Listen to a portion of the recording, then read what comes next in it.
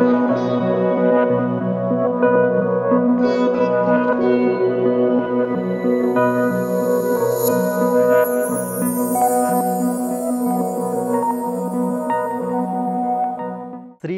जानकी नाथे अभेद्य परमात्मनि तथापि मम नाथस्तु रामो राजीवलोचनः अतुलितबलधामं हेमशैलाभदेहं दनुजवन कृशाणुं ज्ञानिनामग्रगण्यं सकलगुणनिधानं वानराणामधीशं रघुपतिप्रियभक्तं वातजातं नमामि। ओम अस्मद्गुरुभ्यो नमः। नमस्कार। कान्तिपुर टेलिभिजनबाट हरेक शनिबार प्रसारण हुने कार्यक्रम धर्म संवादका तपाईँ मेरा सम्पूर्ण आदरणीय दर्शक महानुभावहरू, यो अभिनव श्रृङ्खलामा यहाँहरूको हार्दिक स्वागत गर्दछु। धर्मभित्रको विज्ञान, धर्मभित्र अध्यात्म र हाम्रो सांस्कृतिक त्यो अत्यन्तै उत्तुङ्ग रूपमा वैश्विक व्याप्तिमा फैलिएको र लोकोपकारी लोकहितमा उन्मुख हाम्रो त्यो सांस्कृतिक, धार्मिक र आध्यात्मिक पहिचानलाई वैज्ञानिक र व्यावहारिक कोणबाट प्रतिबिम्बित गर्ने, त्यसलाई व्याख्या गर्ने यो कार्यक्रमको यो श्रृङ्खला यहाँहरूमाझ प्रस्तुत भइरहेको छ।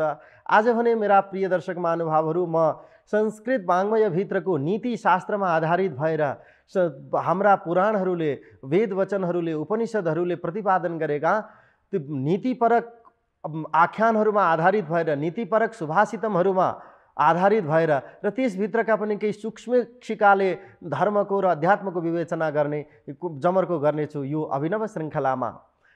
आदरणीय दर्शक महानुभावहरू, भर्तृहरि एकजना यस्तो संस्कृत वाङ्मयका आचार्य हुनुहुन्छ जो राजा पनि हुनुहुन्छ र कवि पनि हुनुहुन्छ। भर्तृहरिकै एउटा वचनबाट शुभारम्भ गरौँ। भर्तृहरिमा भएको दुईटा चिजको सन्निविष्टि, एउटा उनी राजा हुन् त एउटा उनी कवि हुन्। हेर्नुहोस् त, राजवैभवका बिचमा पनि, त्यो भोगपरायणताका बिचमा पनि, विलासी जिन्दगीका बिचमा पनि उहाँले एउटा आध्यात्मिक मूल्य देख्नुभयो। नैतिक जीवनमा व्यक्तिको नैतिक सबलता नै उसको सबै चिज हो। व्यक्ति नैतिक रूपमा, यानि कि पद्धतिलाई, विधिलाई उल्लङ्घन गरेन भने, एउटा नीति नियमलाई अनुसरण गर्यो भनेदेखि व्यक्ति कोहीसँग डराउनु पर्दैन। नीति नियमलाई अनुसरण गर्न सकेन भनेदेखि व्यक्ति पतित हुने र अरूसँग चुक्ने र अरूको दुई वचन, नमिठो वचन सुन्ने कारण त्यही हो। त्यो भएर भर्तृहरि दुईटै चिजमा सजग रहनुभयो। राजा भर्तृहरिले नीति शतकम, श्रृङ्गार शतकम र वैराग्य शतकम भनेर तीनटा 100-100 श्लोकको सङ्ग्रह बनाउनु भएको छ। वाक्यपदीयम लगायतका उहाँका अन्य व्याकरण शास्त्र सम्बन्ध ग्रन्थहरू पनि छन्, तर मूलतया उहाँको तीनटा त नीतिपरक, नीति शतक, वैराग्यपरक र श्रृङ्गार शतक, यी तीनटै यति धेरै हाम्रो जनजीवनमा सम्पृक्त बनेका छन् जसलाई संस्कृत वाङ्मय, पौरस्त्य दर्शनको बारेमा केही पनि थाहा छैन। तर यो थाहा नहुँदै पनि अनुदित साहित्यको बलमा अथवा सामाजिक लवजको बलमा, समाजमा जुन लवज हुन्छ, हामीहरूले बोल्ने गरेको जुन चेष्टा हुन्छ दर्शक महानुभावहरू, त्यसको आधारमा त्यो संस्कृति समाजसँग यसरी रूपान्तरित भएर जान्छ। जस्तो प्रकारले हेर्नुहोस्, रामबाण। रामबाण भनेको के हो?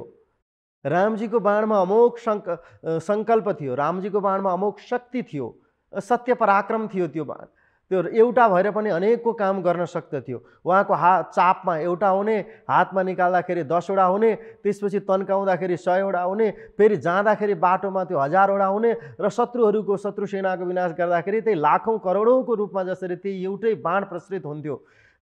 त्यो भएर ती चिजहरूको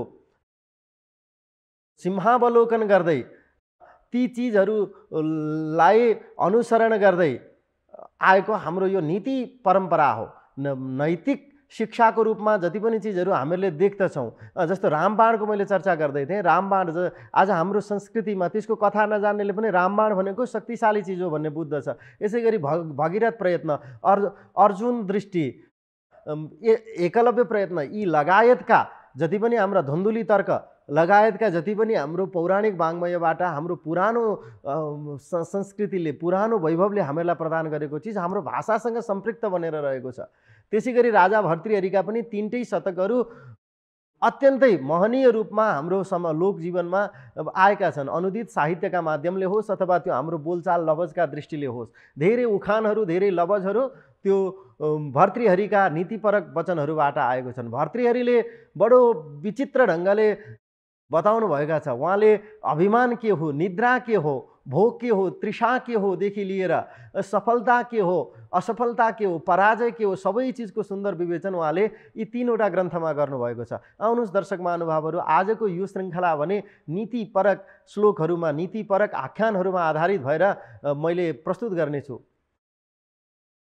एकजनालाई लागेछ कि केही कुरा मलाई आउँछ, अलिकति गणितको मसँग ज्ञान छ, अलिकति मसँग संस्कृतको ज्ञान छ, अलिकति मसँग ज्योतिषशास्त्रको ज्ञान छ, यसरी मसँग थोरै थोरै ज्ञान छ, अलिकति विज्ञान जान्दछु, कसैलाई लाग्यो समाज बुझेको छु, त्यो भएर म सबैभन्दा सम्पन्न छु, मलाई ज्ञानको जुन विराटता हो, ज्ञानको जुन गहिराई हो, त्यसमा मलाई कसैले पनि भेट्न सक्दैन हौ भन्ने उनलाई लागेछ।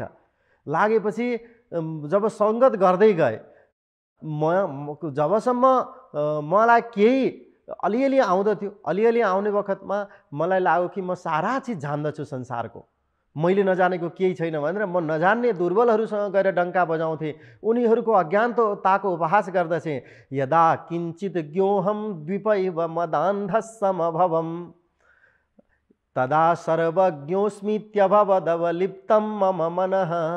यदा किञ्चित् किञ्चित् बुधजन सकाशादवगतं तदा मूर्खोऽस्मीति ज्वरैव मदो मे व्यपगतः।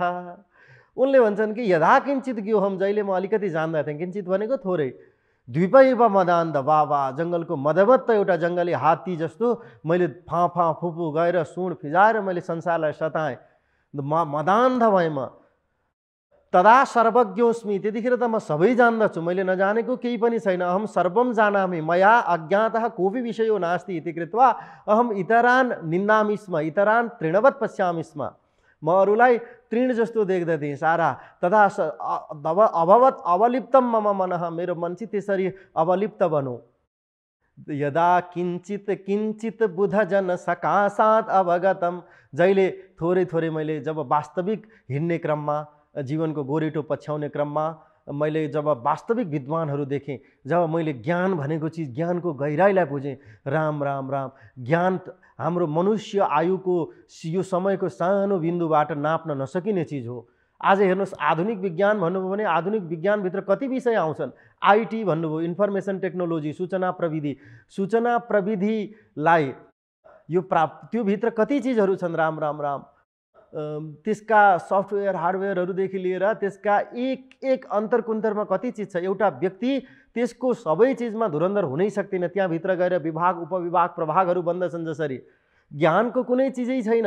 एउटा डक्टर हुने बित्तिकै उसले दाँतको डक्टरलाई ठ्याम्मै अरू हड्डीको केही थाहा नै हुँदैन भने, राजनीति शास्त्रभित्र पनि त्यसका अलग अलग विचारधारा छन्। अन्तर्राष्ट्रिय कानुन जान्दछ, कानुनको मान्छेले स्वदेशको कानुन जान्दछ, कानुनभित्र पनि उसले कुन चिजलाई विशेष अध्ययन गरेको छ, छिपछिपे थोरै जान्ला, गहिराईमा एउटा सानो चिजमा मात्रै जान्छ। विद्यावारिधि भन्नु त, विद्यावारिधिमा एउटा शीर्षक उठाएर त्यो शीर्षकको परिधिभित्र रहेर उसले अध्ययन गर्दछ र आफूलाई त्यो उपाधिबाट विभूषित गर्दछ। त्यो उसको ज्ञान पूर्ण हुँदैन। व्याकरण शास्त्रमा पिएचडी गर्ने, विद्यावारिधि गर्ने व्यक्तिले साहित्यका भित्री कुराहरू जान्दैन।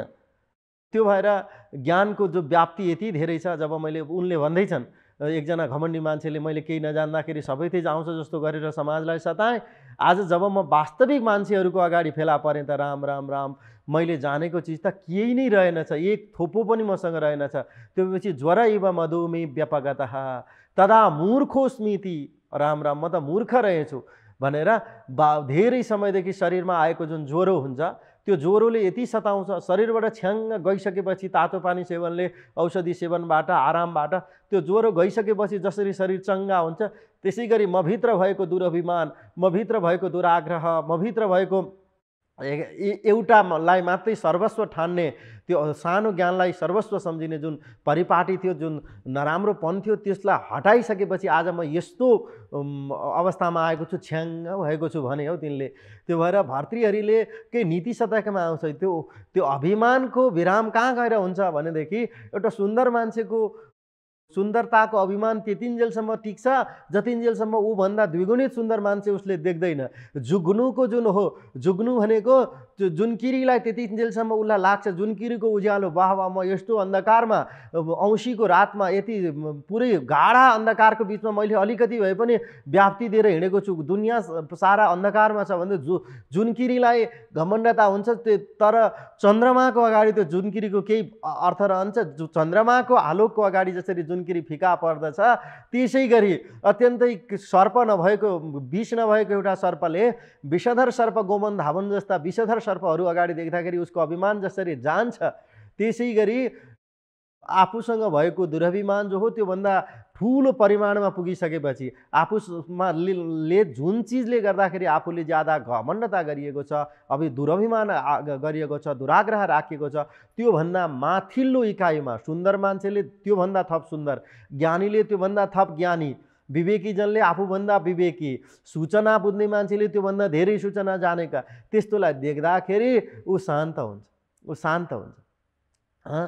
त्यो भएर एवं प्रकारले यो नीतिपरक चिजमा हामीहरूले अध्ययन गरेर नीतिलाई यदि अवलम्बन गर्ने हो भने, एकछिनका लागि भनौँ धर्मलाई सम्प्रदायसँग मात्रै मान्छेले बुझ्ने हो भने सम्प्रदायको आवश्यकता छ, सम्प्रदायको गलत अर्थ बुझिएको हुन्छ व्यक्तिले त्यो, तर धर्मलाई त्यसको सङ्कुचन गरेर नहेर्ने हो भनेदेखि नीतिभित्र एउटा बडो विहङ्गम अध्यात्म मूल्य, बडो सूक्ष्म अध्यात्म मूल्यलाई त्यहाँ प्रतिबिम्बित गरिएको हुन्छ।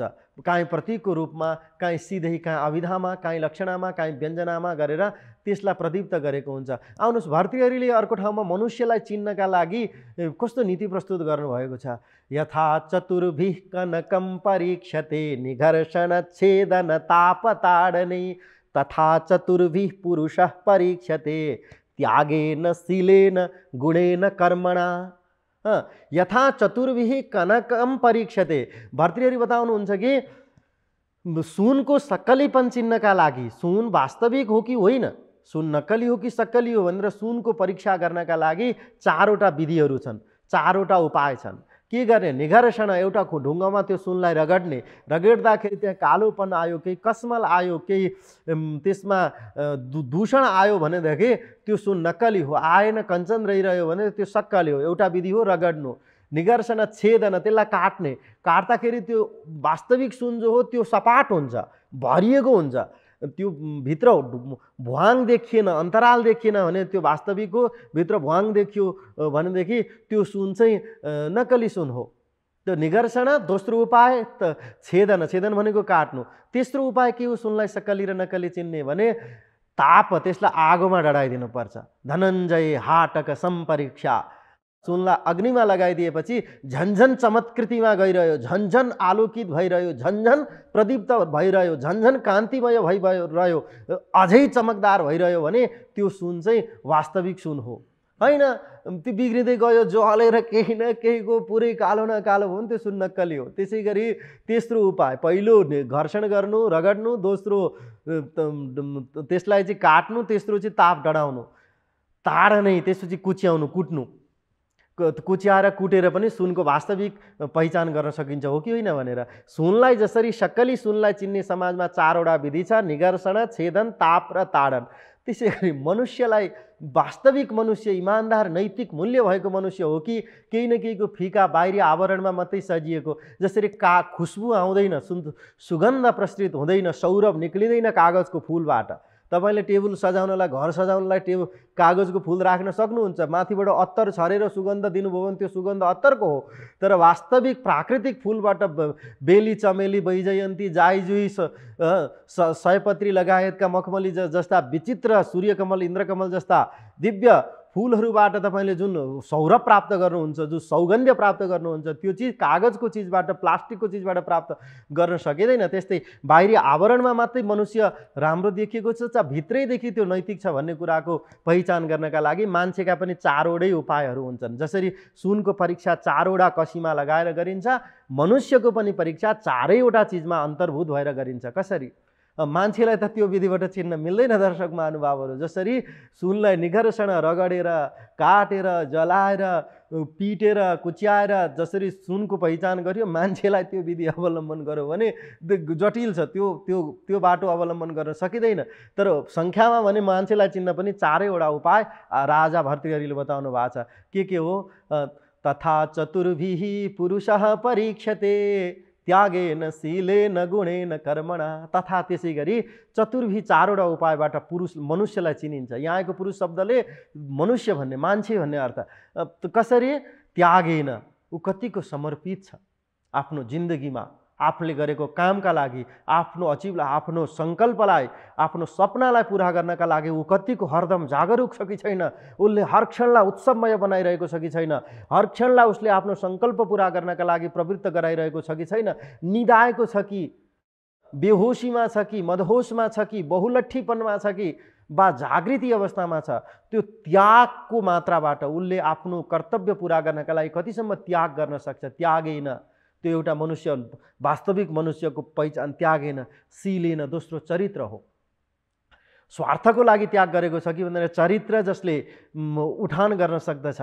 यहाँ हेर्नुहोस्, आज हामी जहिले दृश्य छायाङ्कन गरिरहेका छौँ, विवाह पञ्चमीको बडो मार्मिक महत्त्व छ। माता जानकीले धनुष भङ्ग गरेका दशरथ नन्दन रामलाई आजकै दिनमा वरमाला पहिराएर उहाँहरूको विवाहोत्सव सम्पन्न भएको थियो। त्यो चरित्रलाई सम्झिने क्रममा म माता जानकीको स्मरण गर्दैछु। महर्षि वाल्मीकिले 24,000 को रामायण रचना गर्नुभयो, 24,000 श्लोकको। 24,000 को भन्नाले 24,000 संस्कृत भाषामा विभिन्न छन्दमा उपनिबद्ध भएको श्लोकको प्रणयन गर्नुभयो। ती 24,000ले अनुगुम्फित भएको विशिष्ट काव्य बीजम सनातनम, जो काव्यको बीज हो संस्कृत परम्पराको, वैदिक संस्कृत पछिको लौकिक संस्कृतको, आजको समाजले बुझेको सरल संस्कृतको सूत्रपात त्यहीँबाट भएको थियो। त्यो काव्य 24,000 श्लोकले जुन रामचरित्र रचना गर्नुभयो, म कसैले सोधो, महर्षिजी वाल्मीकिजी तपाईँले 24,000 को त्यो लामो काव्यधारा भगाउनु भयो, तर त्यसको भावलाई एक वाक्यमा खिचेर भनिदिनुपर्छ भने के भन्न सक्नुहुन्छ? त्यो सबैको सारपक्षलाई भन्दा कृत्स्नम रामायणम काव्यम सीतायाश्चरितम महत्। पुरा रामायण काव्यलाई हेर, त्यहाँबाट एउटा चिज तिमीले तान्नु पर्यो भने, अनुक्रमणिका बनाएर एउटालाई तान्नु पर्यो भने त्यो हो माता जानकीको चरित्र। अटल रहन सक्ने त्यो सौम्य चरित्र, कण्टकहरूका बीचमा, राक्षसी सभ्यताको बीचमा, त्यो जङ्गली परिवेशमा पनि आफ्नो पातिव्रत्यलाई सुन्दर ढङ्गले निरूपण गरेर, कर्तव्यनिष्ठ राक्षस, हजारौँ राक्षसहरूको भिडमा रहेर पनि त्यो सत्यलाई डगमगाउन नदिइकन, त्यो एउटा लवकुश जस्तो एउटा भारतवर्षका उत्तराधिकारी, जो हाम्रो आर्ष सभ्यताका उत्तराधिकारीलाई व्यक्त गर्न सक्ने माता जानकीको चरित्र जो हो, त्यो मेरो रामायणका ती सबै श्लोकहरूको, त्यो लामो काव्यको, त्यो विराट ग्रन्थको सार भनेको त्यो हो। सबैभन्दा पहिलो अङ्कमा राख्ने, प्रथम प्राथमिकतामा राखिएको चिज त्यो हो प्रभु। महर्षि वाल्मीकिले त्यो कुरा बताउनु भयो। त्यस्तै मनुष्यलाई चिन्न पनि उसको दोस्रो चरित्र हो। उसले के गर्दछ, समाजमा कस्तो चेहरा देखाइरहेछ, एक्लोमा के गर्छ, उसले साथीभाइसँग के गर्छ, के गरेर बाँचिरहेको छ। त्यागेन शीलेन गुणेन, तेस्रो उपाय। जस्तो मनुष्यलाई चिन्नका लागि एउटा त्याग, अर्को चरित्र, त्यसपछि अर्को गुण। गुण भनेको उसँग भएको खुबी, उसको क्वालिटी, उसँग के सामर्थ्य छ, आफ्नो प्रतिभाले, आफ्नो खुबीले मान्छेको वास्तविकता चिनिन्छ। त्यागेन शीलेन गुणेन, अनि अन्तिममा कर्मणा, उसले कस्तो काम गरेको छ। मुहूर्तम अपि जीवेत नर शुक्लेन कर्मणा, भर्तृहरिले बताउनु भएको छ। नकल्पान्तम च जीवेत लोकद्वय विरोधिना, बरु मान्छे समयको 2 झलक बाँचोस्, केही निमेषको, केही घन्टाको, केही दिनको, केही हप्ताको, केही महिनाको, केही वर्षको उसको आयु होस्, तर सग्लो कलकल सङ्लो काम गरेर बाँचोस्, संसारलाई सताएर अरूलाई हैरानी गरेर होइन। त्यो भएर जसले ऐहलौकिक र पारलौकिक दुइटै सौख्यलाई बिगार्छ, त्यस्तो चिजलाई बाट बसेर मान्छेले शुक्ल कर्म गरोस्। त्यो भएर मनुष्यलाई कर्मबाट। अब म फेरि यसलाई सार खिचेर भन्छु दर्शक महानुभावहरू, यसको व्याख्यानको क्रममा मैले अरू धेरै श्लोकहरू पनि पक्रिएँ। अब यहाँहरू समक्ष म वास्तविक मनुष्यको पहिचान, त्याग, चरित्र, त्यसपछि आफ्नो गुण, सामर्थ्य र कर्म, काम, त्याग, शील, गुण र कर्म यी चारवटाको कसीबाट मात्रै मनुष्य वास्तविक रूपमा चिन्न सकिन्छ भनेर राजा भर्तृहरिले बताउनु भएको छ। नैतिक हुनका लागि यति धेरै शास्त्रहरूले प्रणयन गरेका छन्।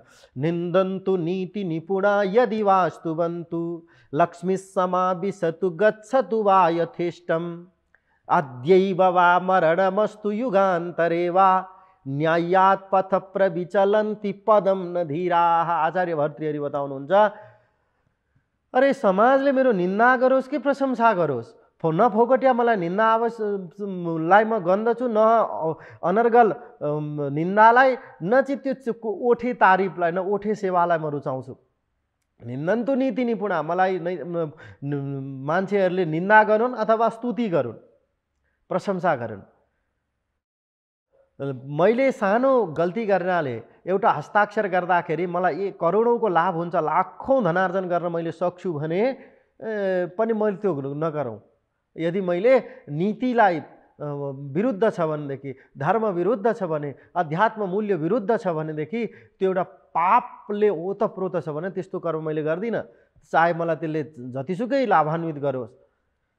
युगान्तरे वा, आउन आँटेको धन पनि जाओस् बा, लामो समय बाँचियोस् कि केही समय बाँचेर मरियोस्, तर न्यायात, न्यायको गोरेटो भन्दा प्रविचलन्ति पदम न धीरा, एक पाइला पनि बिग्रिँदैन। एक पाइला बिग्रिनु भनेको हजारौँ पाइला दूषित गर्नु हो। जसरी एउटा घडामा राखेको जलमा, दुधमा अलिकति विष पर्दाखेरि जसरी विष सम्पृक्त पय हुन्छ, दूध हुन्छ, त्यो जसरी सबै चिज नाश हुन्छ, आफ्नो चरित्रको एक भाग पनि मैले जानेर मेरो एक अंश त पनि म बिगार्दिनँ भनेर भर्तृहरिले मान्छेलाई चरित्रवान बन्नका लागि, आफ्नो चरित्र चारित्रिक पवित्रताका लागि धेरै त्यस्तो खालको नैतिक कसीभित्र रहेर, नैतिक परिधिभित्र रहेर उल्लेख गर्नुभएको छ। आदरणीय दर्शक महानुभावहरू, एउटा कुरा म अहिले अघि प्रशंसा र आलोचनाको कुरा चल्दै थियो, म एउटा कुरा भन्छु, प्रशंसाले विनाश भएको, झुटो प्रशंसाले मात्रै त्यो अभिमान र आफ्ना वरिपरि रहनेको प्रशंसाले विनाश भएको चरित्र रावणको हो। कति त्यस्ता चरित्रहरू छन् लोक समाजमा हामीले कति देखेका छौँ।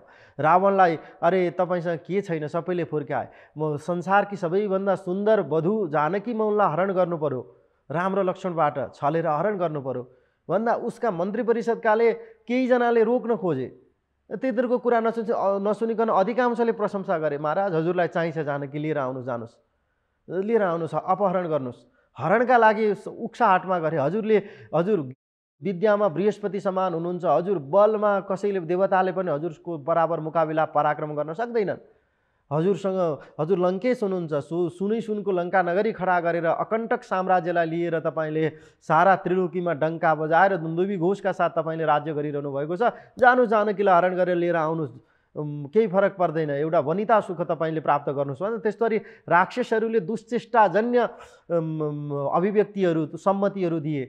त्यसपछि यता मारीचसँग आयो, उसलाई लाग्यो म राम लक्ष्मणसँग द्वन्द्व गरेर युद्ध गरेर जित्न सक्दिनँ, छल गरेर लिएर आउनु पर्यो। मारीचसँग गए, मारीचसँग गएपछि मारीचलाई भने, मारीच म आज तेरो कुटीमा आइरहेको छु, यस्तो एउटा गुरुबाको कुटीमा किन आउनुभयो भन्दा मारीचले उनले भने कि म जानकी हरण गर्नको लागि आइरहेको छु, जानकी दण्डकारण्यमा बस्छिन् लक्ष्मण र रामसँग, तैँले मृग बनेर जानु र उनीहरूलाई सताउनु, उनीहरूलाई लुब्ध गर्नु जानकीको मन, त्यो मृग पक्रिनका लागि राम लक्ष्मण पछि लाग्छन्, एकाकी असहाय अवस्थामा मैले जानकीलाई लिएर जान्छु भन्दा, खबरदार महाराज, तपाईँ प्रशंसाले बिग्रिनु भएको छ, तपाईँलाई इन्द्रजितले, कुम्भकर्णले, अकम्पन, अतिकाय, देवान्तक, नरान्तक, त्रिशिरा जस्ता यी भीषण राक्षसहरूले तपाईँलाई गलत सुझाव दिइरहेछन्, तपाईँको अनावश्यक प्रशंसा गरेर तपाईँलाई पठाएका छन्, गलत छ। म तपाईँलाई एउटा कुरा भनिदिन्छु, यो बार आइरहने प्रशंसाहरू गलत हुन्। तपाईँलाई म आज एउटा जीवनको मार्मिक कुरा बताउँछु। के कुरा बताएको छ? आउनुहोस् दर्शक महानुभावहरू, सानो विश्राम पश्चात म यो प्रसङ्गलाई फेरि अनुवर्तन गर्नेछु। ओम।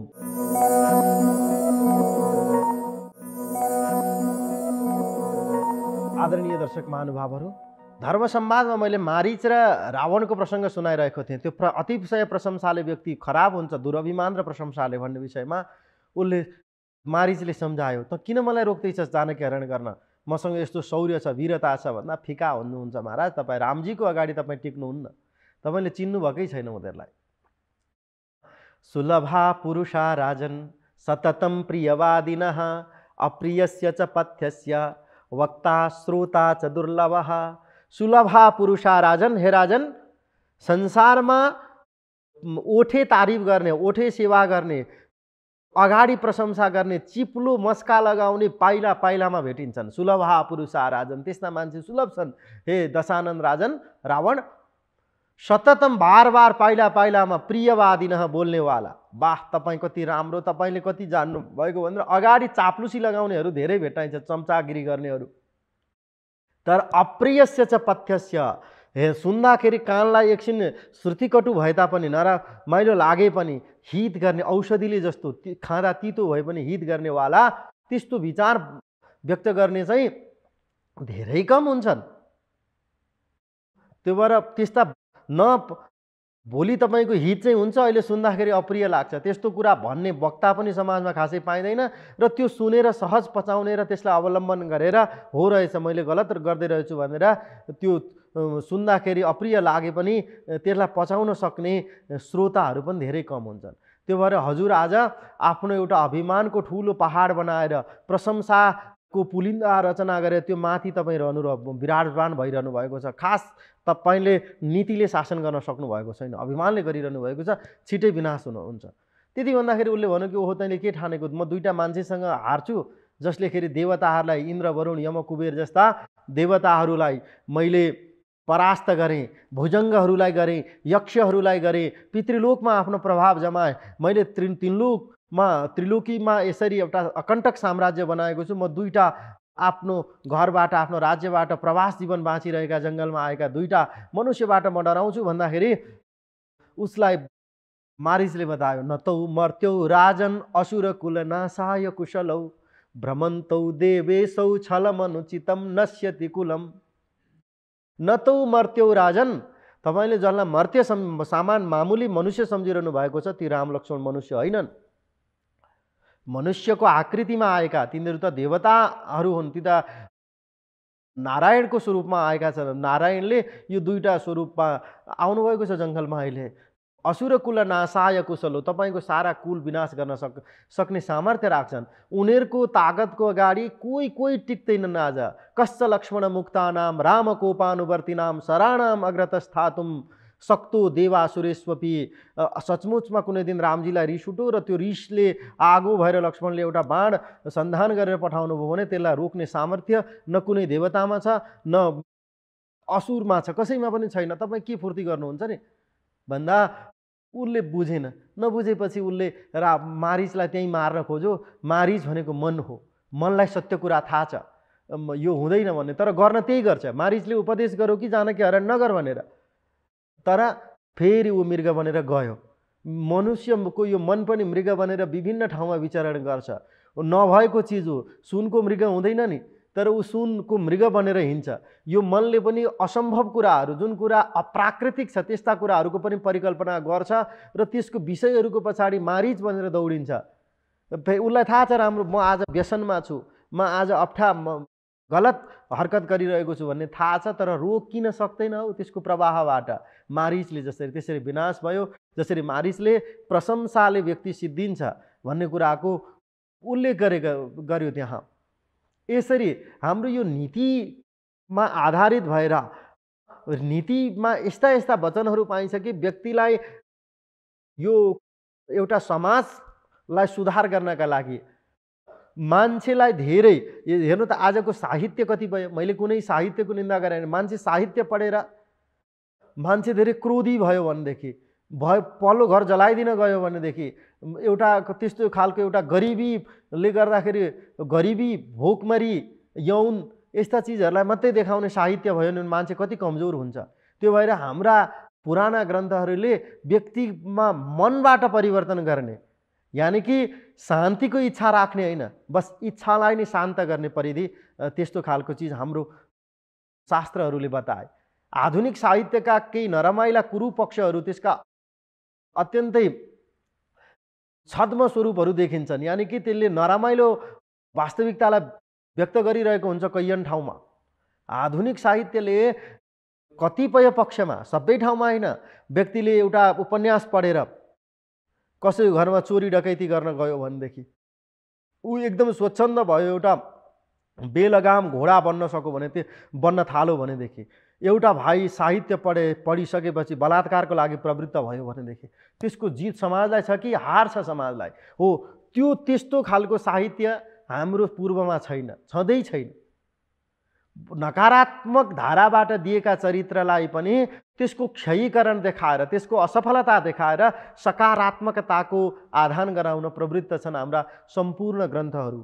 नीतिका ती पदका ती भनाइहरू सत्सङ्गतिका लागि मान्छेलाई एकातिर मोड्दाखेरि मृत्यु छ, अर्कातिर मोडिँदाखेरि मान्छेलाई के छ?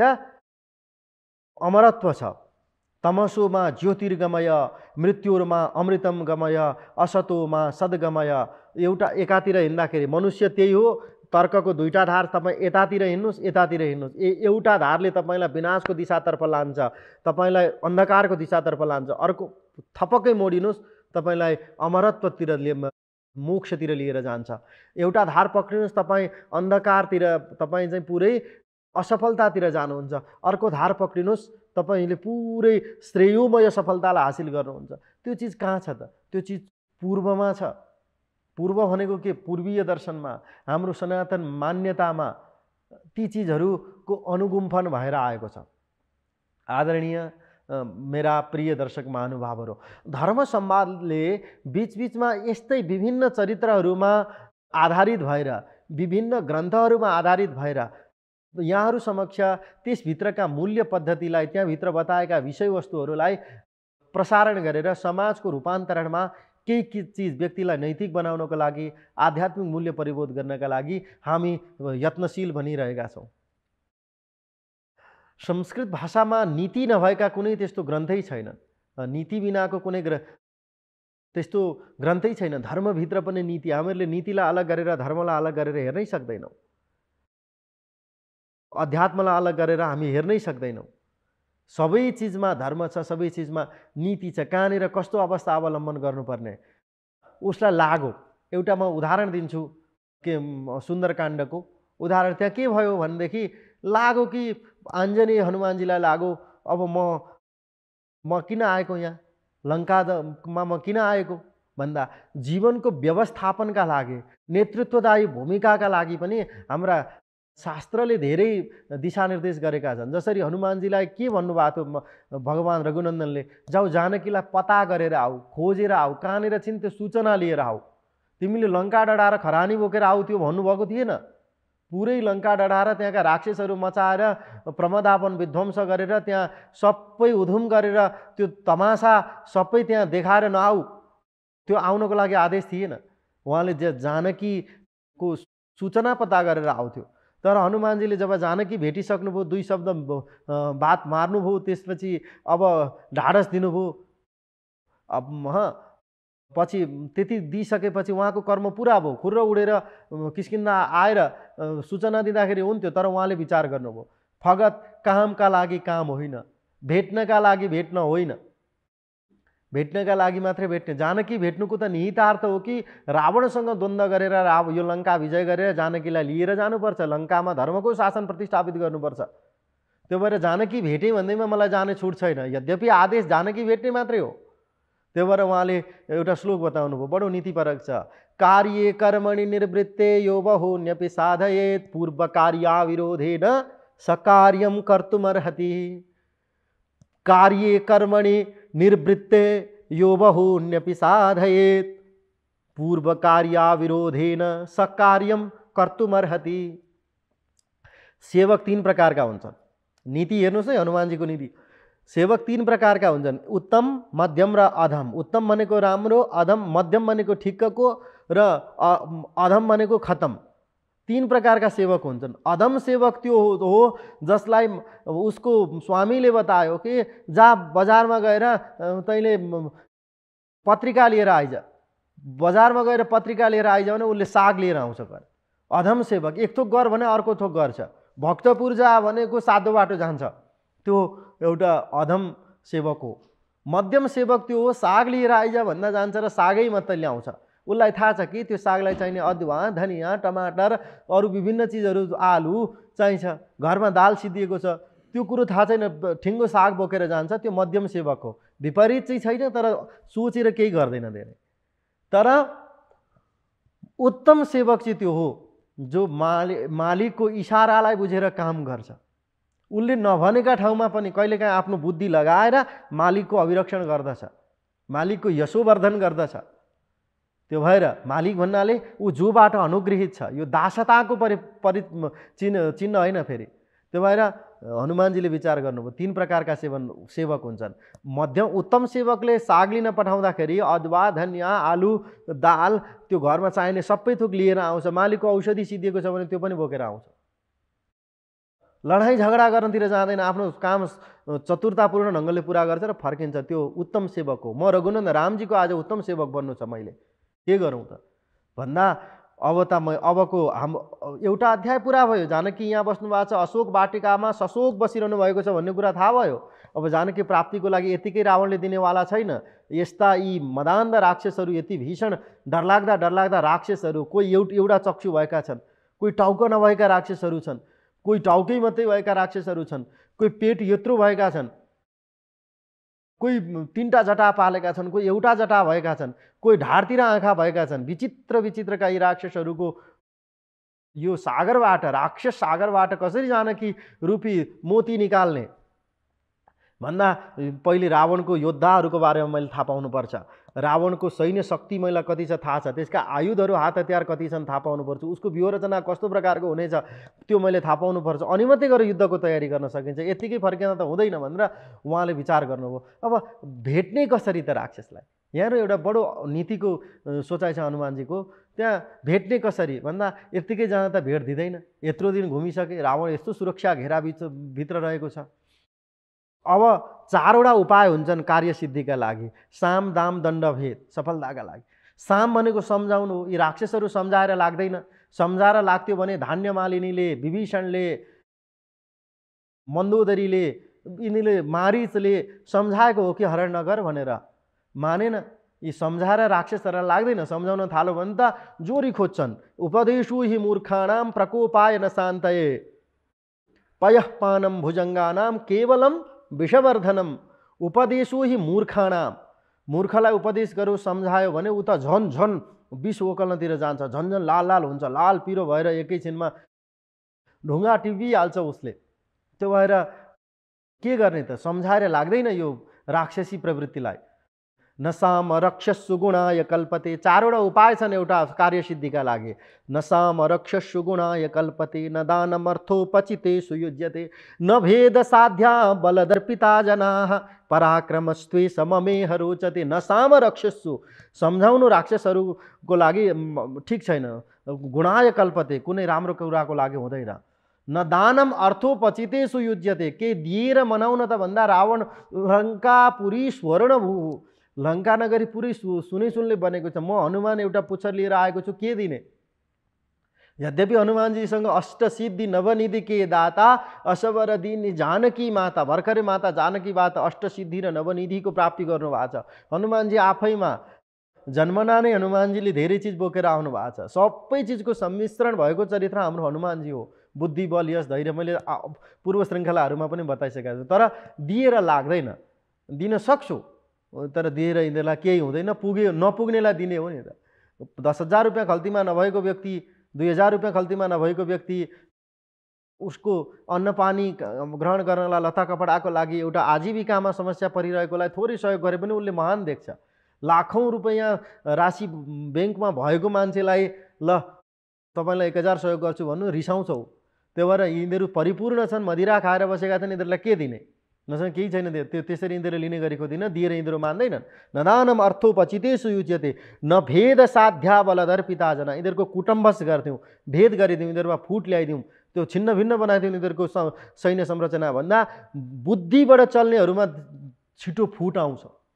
हामी सुन्छौँ नि, यो दल छिटो फुटो, ऊ दल फुटो, यो कम्पनी फुटेर 2टा भयो, यसको व्यवस्थापन समिति अलग अलग भयो, भन्ने हामी जसरी सुन्छौँ, बुद्धिले चल्नेवालामा फुट छिटो आउँछ, तर बलले चल्नेवालामा फुट आउँदैन। अत्यन्तै गुन्डागर्दीमा अगाडि बढेको व्यक्तिलाई हेर्नुहोस् त, उसलाई पटपट छाला विदीर्ण हुने गरी, त्वचा निक्लिने गरी प्रहरीले बजार्दा पनि उसले आफ्नो नायकको नाम भन्दैन। त्यो भएर बलबाट चल्नेहरूमा फुट आउँदैन, बुद्धिबाट चल्नेहरूमा छिटो फुट आउँछ। नभेद साध्या बलदर्पिता जना, बलले दुरभिमानले व्याप्त भएका यिनीहरूमा फुट आएर यिनीहरू आपसी फुटाएर जानकी लैजाउँ भन्ने यो सम्भव छैन। अब एउटै उपाय छ, त्यो के हो? ताल ठोकेर लड्ने हो। त्यसपछि उहाँले विचार गर्नुभयो, अब नभेद साध्या बलदर्पिता जना पराक्रमस्ते सममेह रोचते।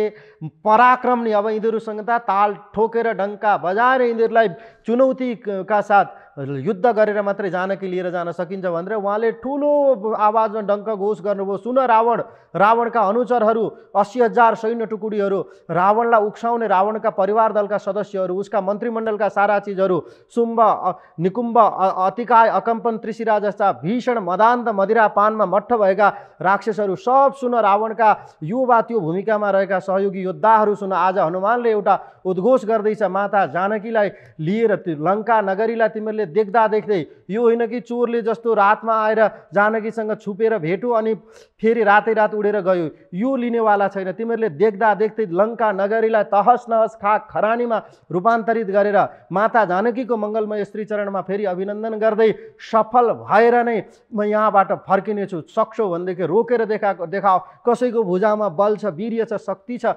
पराक्रम छ, सचमुचमा कसैले आमाको दूध पिएको छ भने हनुमानलाई आज रोकेर देखाओ। जयत्यति बलो रामो लक्ष्मणश्च महाबलः, राजा जयति सुग्रीवो राघवेणापि पालितः, दासोहम कौशलेन्द्रस्य। हेर्नुहोस्, त्यो एउटा सुरताको बिचमा पनि म वीर हुँ भन्नु भएन। दासोहम कौशलेन्द्रस्य रामस्य क्लिष्टकर्मणः, हनुमान शत्रुसैन्यानां निहन्ता मारुतात्मजः, न रावण सहस्रम्य युद्धे प्रतिबलम भवेत्। एउटा रावणको त पुरै नगर 1000वटा रावण एकट्ठा भएर आए पनि मेरो बलाबल गर्नेवाला छैनन्, मेरो समदुरीमा उनीहरूको सामर्थ्य रहने छैन। त्यो भएर म के गर्छु? अभिवाद्य च मैथिलीम समृद्धार्थो गमिष्यामि विशताम सर्वरक्षसाम। लङ्का नगरीलाई डढाएर जानकीलाई ढोगेर म जान्छु, हेर रोकेर देखाओ भने हनुमानजीले गर्जना गर्नुभयो। अब रावणको खुन केले तताउँ भन्दा उसलाई अत्यन्तै प्रिय लाग्ने एउटा बाटिका थियो, त्यो वन, त्यहाँभित्र बगैँचा थियो, विभिन्न फुलहरू थिए, त्यहाँ फलहरू थियो, त्यसलाई बिगारिदिनु भयो। त्यसपछि यो उसका भटहरू आए, जो आए त्यसलाई मार्नुभयो, फेरि अर्को त्योभन्दा शक्तिशाली आयो, त्यसलाई विनाश गर्नुभयो। एवं रीतले रावणको अगाडि जानुभयो, उसलाई 2-4वटा कुरा सम्झाउनु भयो। आयुको तँलाई मोह छ भने, जिन्दगीमा मोह छ भनेदेखि हट भने उसले मानेन, लङ्का डढाइदिनु भयो। डढाउँदाखेरि पनि याद गर्नुहोस् त, हनुमानजी केही नलिजानु भएको।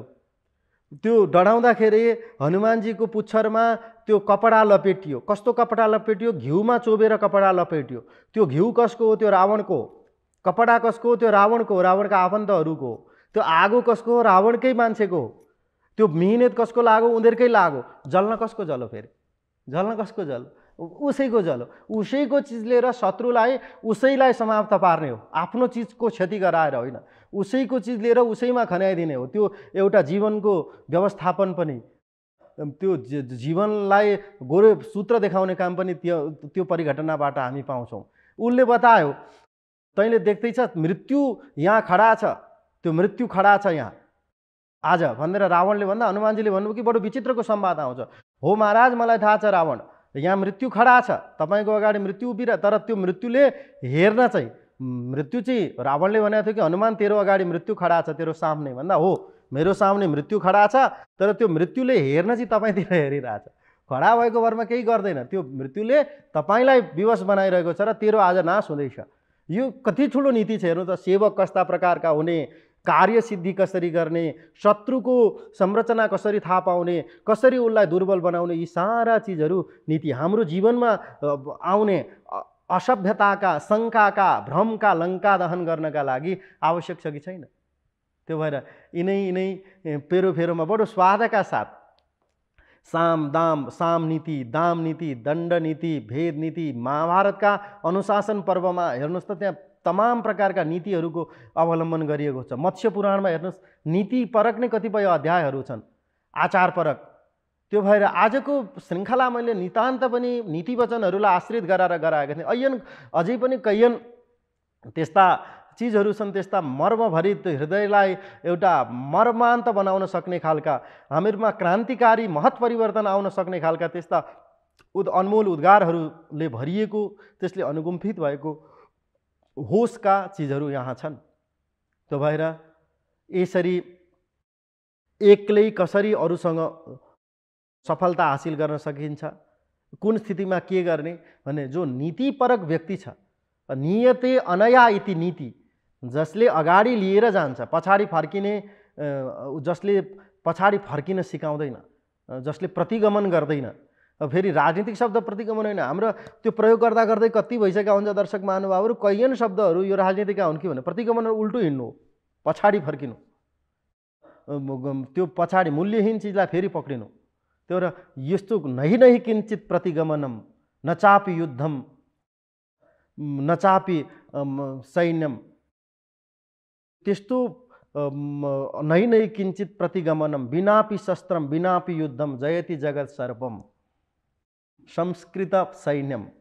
आज यति कुराको उद्घोष गर्दै म आजको यो अभिनूतन श्रृङ्खलालाई यहाँहरू समक्ष यिनै चिजहरूका साथ मैले टुङ्ग्याउने कोसिस गरिरहेको छु र हमेसा हर श्रृङ्खलामा यहाँहरूका सकारात्मक टिप्पणीहरू र हामीले सुधार्नुपर्ने प्रवचनमा यी चिज भइदिँदै के हुन्थ्यो भन्ने चिजहरूलाई यहाँहरूले आफ्नो सम्झेर यसमा अपनत्व निजत्व बुद्धि गरेर सुझाव, त्यसमा टिप्पणी र हामीलाई परामर्शहरू गर्नुहुनेछ र प्राप्त पनि गरिरहेका छौँ।